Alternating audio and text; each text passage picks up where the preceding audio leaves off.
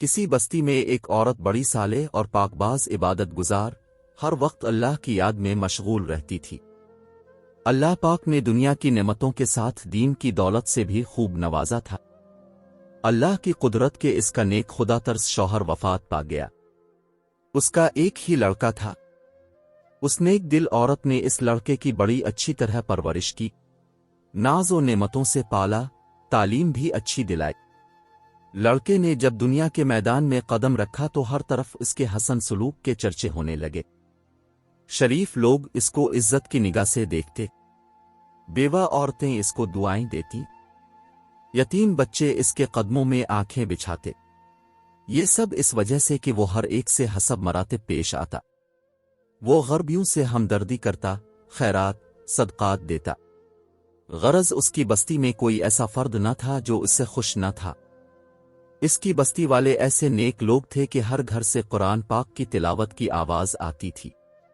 مساجد میں درس قرآن اور اللہ کے ذکر کی مجلس ہوتی تھی۔ غرض اس بستی کا ہر گھر جنت کا نمونہ تھا۔ ہر فرد دوسرے کا غم خیر، ایثار اور شرافت کا پتلا تھا۔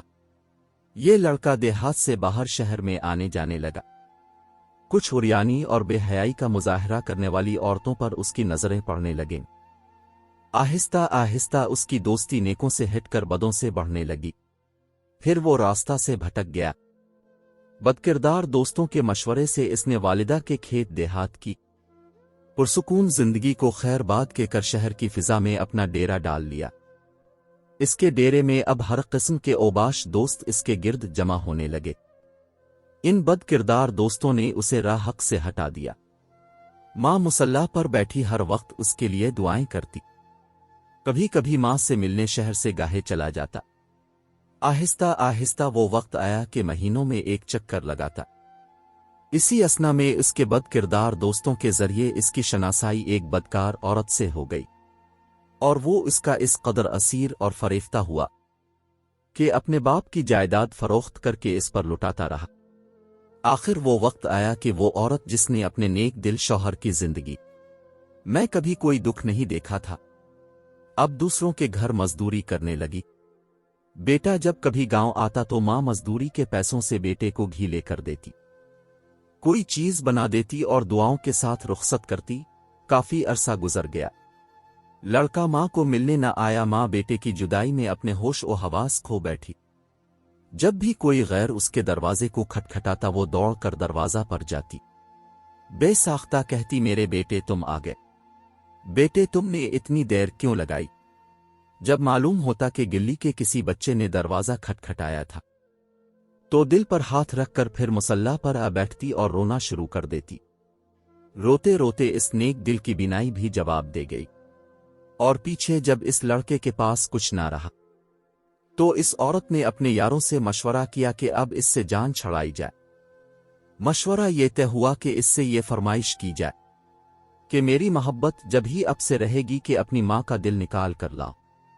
اس طرح وہ فرمائش پوری نہیں کرے گا تو خود ہی جان چھوٹ جائے گی۔ اس بدکار عورت نے یہی فرمائش کی۔ وہ انسان جو ایک وقت میں فرشتہ تھا آج خواہش نفس کی خاطر شیطان سے بھی بدتر ہو گیا، اور اس فرمائش کو بھی پورا کرنے پر تیار ہو گیا۔ خنجر لیا گاؤں کی طرف چل دیا۔ عرصہ دراز کے بعد جب یہ بد نصیب دروازے پر پہنچا، آواز دی، ماں فرحت و خوشی سے دروازے کی طرف بڑھی، منہ سر چوما اور سینہ سے لگایا۔ اس بدبخت نے خنجر نکالا، ماں کے سینے پر مارا، ماں کا دل نکال کر چل دیا۔ آسمان پر اندھیرا چھا گیا، اللہ کا عرش ہل گیا، فرشتوں نے دھائی دی، ظلم کی انتہا ہو گئی۔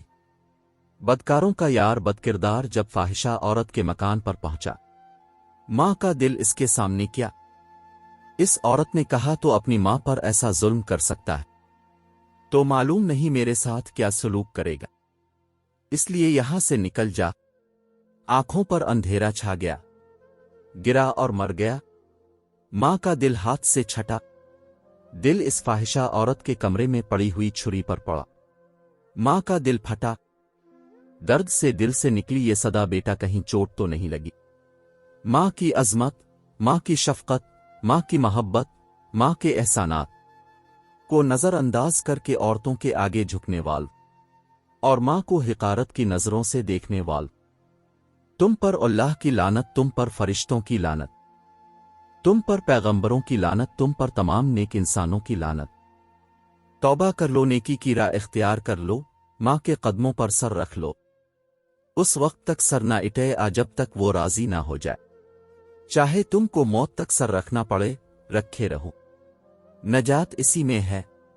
حاصل آدر کی اللہ تعالیٰ ماں باپ کے نافرمان اور بے ادب کی کسی بھی نیکی و انصاف کو قبول نہ فرمائے گا، لیکن اگر وہ توبہ کرے اللہ سے اور اپنی ماں کے ساتھ اچھا سلوک کرے، ہر وقت اس کو راضی اور خوش رکھنے کی جستجو میں رہے، تو پھر اللہ پاک معاف فرما دے گا، کیونکہ اللہ پاک کی رضا ماں کی رضا میں ہے، اور اللہ پاک کی ناراضگی ماں کی ناراضگی میں ہے۔